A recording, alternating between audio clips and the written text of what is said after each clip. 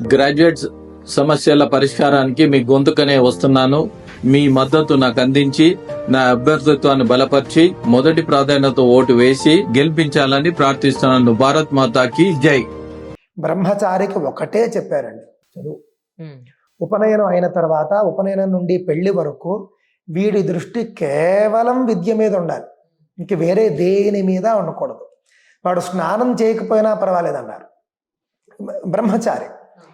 విద్యార్థి స్నానం చేయకపోయినా పర్వాలేదు, కానీ చదువు ముఖ్యం. మరి సంధ్యావందనం ఎలా చేస్తాడండి అంటారు మీరు. బ్రహ్మచారికి పూర్వకాలంలో ఇతర యుగాల్లో ఏమిటంటే బ్రహ్మచారి స్నానం చేయకపోయినా సంధ్యావందనాధికారం ఉంటుంది. ఎందుకంటే వాడు బ్రహ్మచారి సదా పవిత్రుడు. కానీ కాలాంతరంలో కొంత మళ్ళీ వాటికి వెసులుబాట్లు ఇచ్చి స్నానం వరకు చేయవచ్చు, పర్వాలేదు అన్నారు. కానీ దేహ సౌందర్యం దేహ భ్రాంతి మాత్రం వద్దన్నారు. అందుకే గంధం పెట్టుకోకూడదు బ్రహ్మచారులు. విభూతి ధరించాలి. విభూతి అనేటటువంటిది మీకు త్యాగానికి ప్రతీక. విభూతిని మీరు చూశారనుకోండి, విభూతి తరువాత ఇంకో స్థితి ఉండదు, అంతిమ స్థితి. ఇప్పుడు మీకు ప్రతి వస్తువుకు పరిణామం ఉంటుంది. ఇప్పుడు ఉదాహరణకు ఒక విత్తనం ఉంది, విత్తనం భూమిలో మీరు నాటారు, అదేమో చిన్న మొక్క, చెట్టు పండింది, పండిన తర్వాత ఎండింది, ఎండిన తర్వాత ఆకులు రాలిపోయాయి, చెట్టు కట్టే పూర్తిగా ఎండిపోయి చెట్టు కూలిపోయింది. ఆ కట్టెని మీరు తీసుకుని వచ్చారు, ఎండబెట్టారు, కాల్చారు, కాల్చిన తర్వాత బాగా కాల్చేశారు, కాల్చిన తర్వాత కూడా మళ్ళీ బొగ్గు అవుతుంది, బొగ్గును కూడా కాల్చారు, కాల్చిన తర్వాత ఏమైందండి, బూడిదైంది. బూడిదకు మళ్ళీ పరిణామం లేదు ఇంక. ఆ విధంగా బూడిద అనేటటువంటిది మనకు ఒక గొప్ప సత్యాన్ని చెబుతూ, భస్మం అనేది దాని తరువాత ఇంకొక స్థితి లేదు.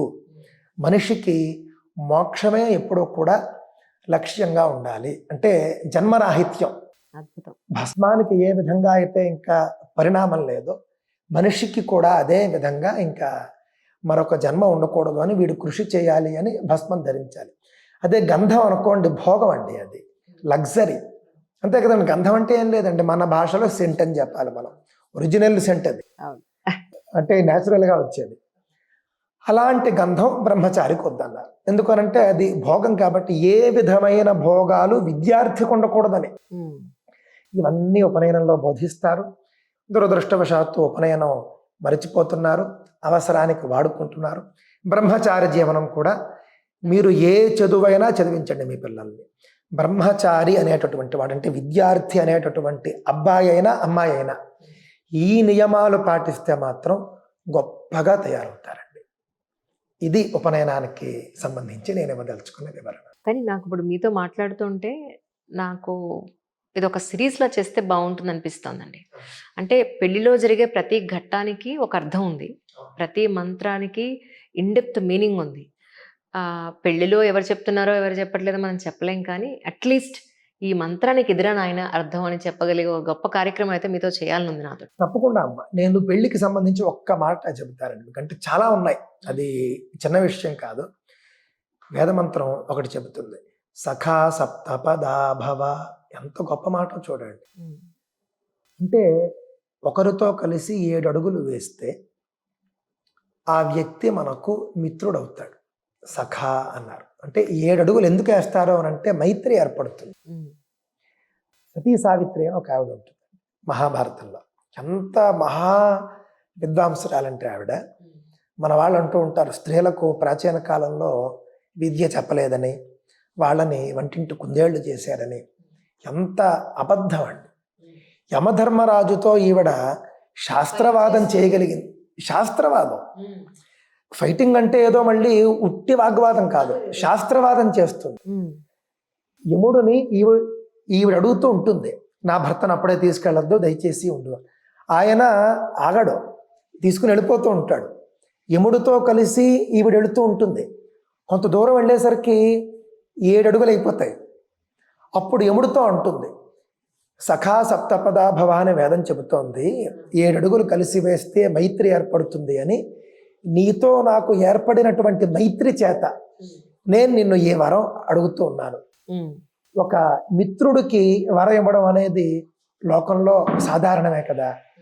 నా భర్త యొక్క ఆయుస్సును నాకు మళ్ళీ వరంగా ఇచ్చేసేయని అడుగుతుంది. 7 అడుగులు ఇందుకే వేస్తారండి, అంటే భర్తతో మైత్రి ఏర్పడాలి అనేటటువంటి ఉద్దేశం. ఇంకొక సందర్భంలో ఏం చెప్తారంటే, భర్తకు మొట్టమొదటి మిత్రుడు, మిత్రురాలు, స్నేహితురాలు అంటే సంస్కృతంలో మిత్రం అనే పదం వాడతారండి. అందుకే మనకి తెలుగులో ఇది స్త్రీలింగం పుల్లింగం వాడాల్సి వస్తుంది. మిత్రం అనేది ఇద్దరికి కూడా వచ్చేస్తుంది.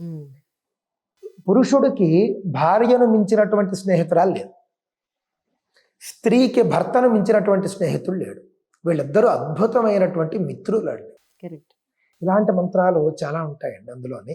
మనకి వివాహ సంస్కారంలో మీరు చెప్పిన విధంగా వివాహంలో చెప్పేటటువంటి ప్రతి మంత్రానికి అర్థం తెలుసుకుంటే, ఘట్టాలు ఉన్నాయి కదండి అందులో, అన్నీ ప్రతి ఉన్నాయి. ఘట్టానికి ఒక అర్థం ఉంది. ప్రతి ఘట్టానికి మనం గంటల కొద్దీ చెప్పుకోగలం. అవును అవును అంత అద్భుతంగా ఉంటుంది. అవును. ఎక్కడో ఎందుకు ఉపనయనం అనే ఒక చిన్న టాపిక్ లోనే హ్మ్.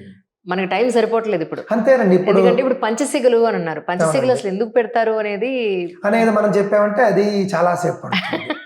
అవును ఆ విధంగా మన సంస్కృతి అంత గొప్పదండి. అవును. ఇవన్నీ తెలుసుకుంటే ఎంత గొప్ప సంస్కృతిలో మనం పుట్టామో అర్థమవుతుంది. నిజం. అది తెలుసుకోలేక ఉమ్. అజ్ఞానం బాగా పెరిగిపోయి మ్లేచ్ఛ ధర్మాలు, పాశ్చాత్య సంస్కృతికి బాగా అలవాటు పడిపోయి పూర్తిగా నాగరిక జీవితం నుండి అనాగరిక జీవితంలోకి వెళ్ళిపోతూ అదే అసలైన నాగరిక జీవితము అని భ్రమపడుతూ, అంటే ఏదో మామూలు తోలుబొమ్మను చూసి నిజమైనటువంటి వ్యక్తి ఉన్నాడు అని భ్రమపడ్డట్టుగా తెర వెనుక తోలుబొమ్మలాట అని చెప్పి వేస్తూ ఉంటారు. ఆడుతూ ఉంటే అసలైనటువంటి మనిషి ఉన్నట్లుగా మనం భావిస్తే భ్రమ కదండి. అదే విధంగా పాశ్చాత్య సంస్కృతి వలలో పడి మనం చాలా కోల్పోతూ ఉన్నాము. అదంతా కూడా మళ్ళీ ఈ కాలంలో ఏమైనా వృద్ధి చెందుతుందేమో చూద్దామండి. అద్భుతం. కానీ ఎంత సంతోషంగా ఉందంటే తెలియని ఒక విషయాన్ని ప్రజలందరికీ తెలియచేయడం అనేది మీ ద్వారా మహదానందంగా ఉంది.